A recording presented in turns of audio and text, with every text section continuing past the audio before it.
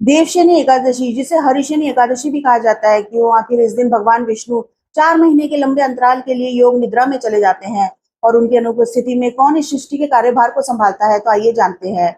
विष्णु पुराण के अनुसार दैत्यराज बलि, जो कि बहुत पराक्रमी और दानवीर था, उसने अपने पराक्रम के बल पे तीनों लोगों को जीत लिया था, जिससे भयभीत और चिंतित होकर इंद्रदेव और अन्य देवता भगवान विष्णु से सहायता मांगने के लिए पहुंचे। तब भगवान विष्णु ने अपना वामन रूप धारण किया, जो उनके प्रमुख अवतारों में से एक है, और वे दैत्यराज बलि के पास पहुंचे। उन्होंने दैत्यराज बलि से दान में 3 पग धरती मांगी, जिसे उन्होंने सहर्ष देने के लिए स्वीकार कर दिया। तब वामन देवता ने अपने पहले पग से समस्त धरती को नाप लिया, दूसरे पग में उन्होंने समस्त आकाश को नाप लिया।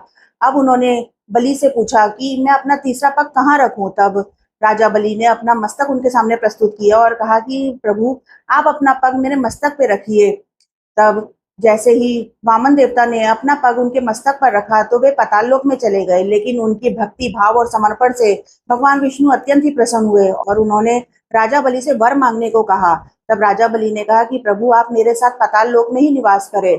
तब से भगवान विष्णु दैत्यराज बलि के साथ पाताल लोक में ही निवास करने लगे। लेकिन वहां वैकुंठ में माता लक्ष्मी नारायण के बिना कैसे रह सकती थी? तो उन्होंने एक उपाय सोचा।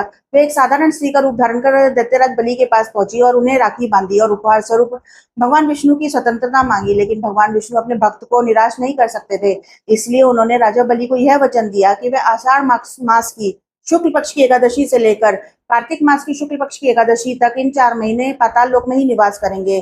तब से वे अपने भक्त को दिए हुए वचन को निभा रहे हैं और इन 4 महीनों में वे, जिसे चतुर्मास भी कहा जाता है, पाताल लोक में निवास करते हैं और योग निद्रा में शयन करते हैं और उनकी अनुपस्थिति में भगवान शिव इस सृष्टि के कार्यभार को संभालते हैं।